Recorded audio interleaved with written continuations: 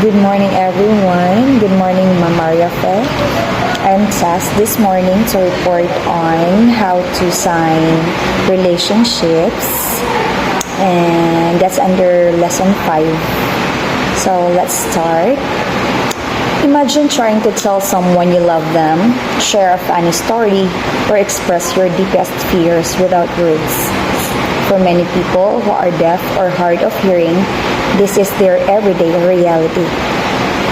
But through sign language, a beautiful and expressive form of communication, relationships can flourish in ways that words often cannot. Relationships are built on connection, whether it's between family members, friends, or partners. For those who rely on sign language, every gesture, expression, and movement becomes a vital tool to share emotions, resolve conflicts, and build trust. Sign language isn't just a way to communicate. It's a bridge that allows people to connect on a deeply human level, breaking down barriers, creating bonds that transcends beyond. In the sign language, especially when talking about gender, bali, lahat kasi ng actions when it comes to gender, dito nakafocus sa face. So, may imaginary line yan dito. Dito, maybe somewhere in your eyes, yan. And then, the gender that originates from the top or from the forehead means sa lalaki, male or man. And then, below your face, the lower part of your face, is for girls, women, or ladies. So, let's start with male. Sign language for male is yan, then, okay, on the top, ganon, and then, ganon. Okay, and then the second sign language for male is naka-open yung palm, ganyan, dito, touching your forehead, and then baba papunta dito sa dibdib. Ayan. So next, we have female. So here, nakaganon yung hands. Then, dito, brush mo yung side cheek, ganyan. And then, open your palm, pointing it, your palm is pointing sa dibdib, ganyan. Ulitin. Naka-close. Tapos parang naka-letter A. Brushing it to your cheek, to your side cheek, and then open your palm, then pointing your thumb to your dibdib, to your chest. Okay? And then, sa ibang video, I've watched parang dito, sa chin, tapos ganun parang pointing it to your dibdib. Yan. Okay. Man or lalaki. So, ganun pa yan sa forehead. Close. Then, level up. Yan. Yan. Naka-touch sa forehead. Then, close. Move forward. Then, close. Then, up. Ganun. Parang level up. Man. Level up. Stepping up. Kasi man na nga. Ayan. Woman or babae. So, parang letter A pa rin. Ganun. Dito sa side cheek, brushing it, palabas, and then, ganun pa rin, level up. And then, brush, and then, up. Boy, so from your forehead, open palm, your forehead, and then, ganun pa rin. It pertains to kids, baganito kids. So, boy. Open palm, touching your forehead, then, ganun. Another sign language for boy is, ganun. Tsaka, ganun. So, ganun. Ganun. For girl or batang babae, so parang letter A pa rin yung hand. And then, dito pa rin sa my cheek, side cheek, brushing it forward, and then, sign of kid pa rin, sign of children, ganyan. We have gentleman, so the sign language of it is open palm, open dito sa noo, moving it forward, papunta dito sa dibdib, and then moving it forward again. Okay, again, from the forehead, moving down, papunta sa dibdib, then moving it forward. Another sign language, the second language for Maguinoo is yung sign ng man or boy. Close, forward. Galing dito sa forehead, nakaganon, or nakaganon. And then, forward mo, i-close yung fingers or yung palm. And then, yan. So, we have lady. Ganun pa rin sa cheek banda. And then, moving it forward. Open your palm. Papunta dito sa bibig. Moving it forward. Again, from the cheek, from letter A siya, from the cheek, moving it forward, brushing your cheek, moving it forward, and then open your palm, and open your hands, tapos towards your dibdib, and then moving it forward. So, dito na naman sa noo, open your hands, pang gano'n, and then, moving it down, tapos nakaganyan. Okay. Another sign language for husband is, moving it forward, close your hands or fingers or palm, and then, again.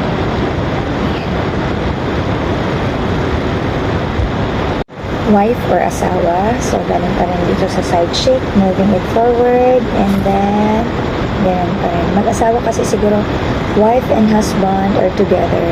That's maybe. Okay. Father, so we have here, father. Parang father pa rin siya, pero dito sa chin, ang land niya, ang land ng hand. So we have open palms, dito sa chin.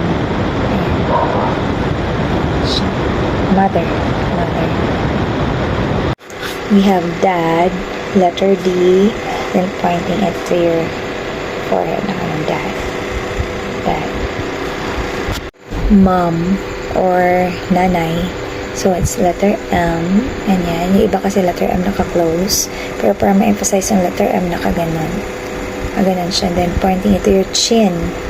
Yan. Mom. Again, mom. Son or anak na lalaki. So, we have open palms, pointing it to your forehead, and then down, papunta dito sa dibdib, and then forward na naka-open palm. Parang ganun. Parang may hinihingi. Yan. Again, son or anak na lalaki. Yan. Forehead to your dibdib, and then ayan. Nakaganyan. Next. Another sign language for son or anak na lalaki. Okay, ganyan. And then, yan. Okay, another son or anak na lalaki. Okay. Daughter. So, we have here. Yan. Again, daughter from the cheek, brushing it forward, papunta sa dibdib, and then, open your palm. Ganyan. Brother. So, we have letter B.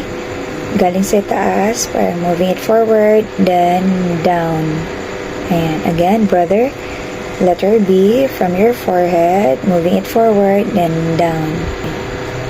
Another sign language for brother is, parang ganun pa rin, yung usual sign language natin ng boy, man. Ganun. See, and close, and then, yung dalawang hintuturo move together. For sister, so we have S dito sa cheek, moving it forward, pero pag land, nakaganon. Yan siya.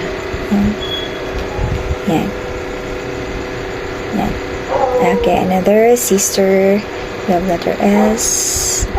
Yan. Another sign language for sister is, parang letter A, brush it to your cheek, forward, and then yung dalawang fingers mo, point fingers mo, join together.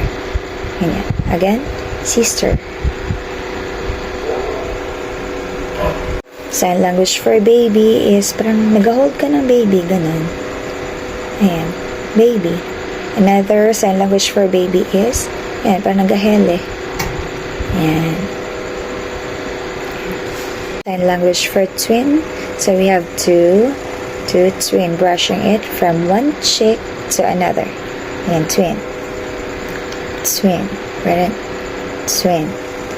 Another sign language for twin is letter T. And the motion is the same, brushing it from one cheek to another. Twin.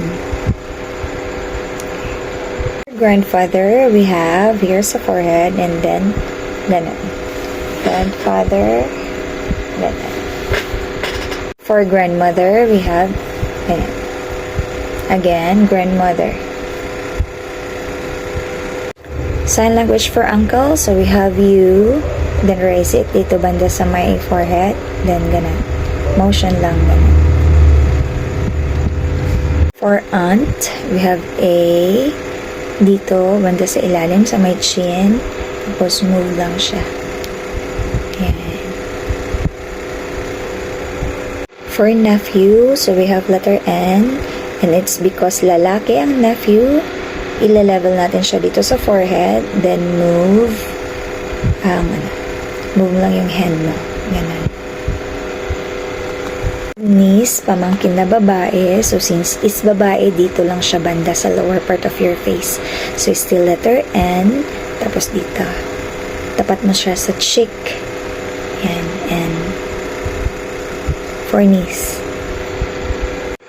For cousin, so we have letter C, and then, ganun pa rin ang movement dito, ganyan.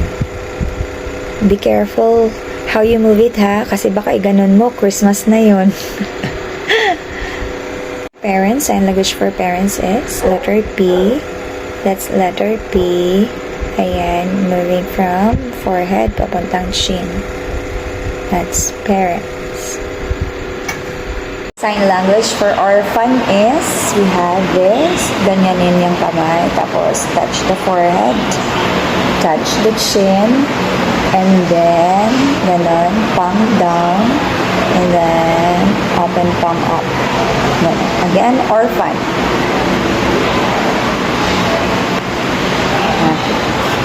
For adult, the sign language of adult is, yan, parang letter A, touch the cheek, and then touch the forehead. Children. Okay, again, children.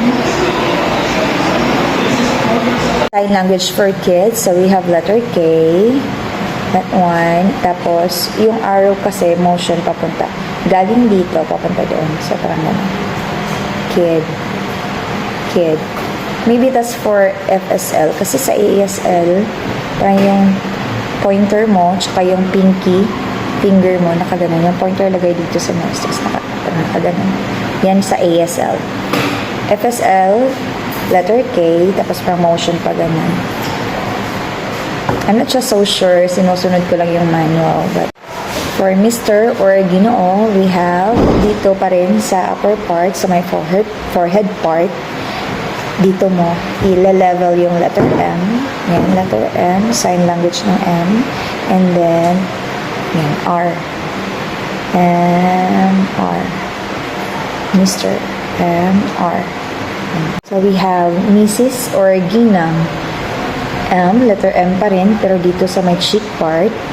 And then, motion, forward, S. Ayan. So, M, motion forward, S. Mrs. Mrs. So, we have Sir, Mama, or Ginoo. So, we have letter S, dito pa rin, sa upper part, sa my forehead part. So, we have letter S, and then, move your hand forward, R. M, R. For the word ma'am, M-A-M, based on my interpretation sa manual natin. So, we have letter M, galing dito sa cheek, brush it forward, i-forward mo siyang ganun, iharap mo siyang ganun. And then, may arrow kasi left and right, so I think ganun. Ganun. So, sana tama yung interpretation ko. So we have letter M, brush it sa cheek, and then face. Yeah. Sana tama. For the word miss or binibini, we have letter M pa rin, galing sa cheek. Just move it forward. Yan. Yan siya. Ayan. Miss. For the word single, based again on my interpretation sa manual natin, is parang ganon. Harap dito, just below the chin, and then may arrow papunta forward. So parang ganon. Parang single. Pero based on the video na nakita ko, is parang ganon. Single. Ganon siya. Single. Single. FSL yan. Single. Bachelor or matandang binata, we have sign for man. Ganyan. And then, one. Single. Pumunta dito. Sa chin. Again. Bachelor. Again. Bachelor. So, spinster or matandang dalaga. We have letter S. Ayan. That's in our manual. And I have not seen or watched any video of the word spinster sa ASL1 or FSL sa YouTube. The word fellow, kapwa, or mama is parang bachelor lang din. Yun. Then, fellow. Tapos, another sign language for fellow is, we have letter B. Ganun. Ito kasi nakikita ko sa manual. Ganyan siya. I'm not so sure.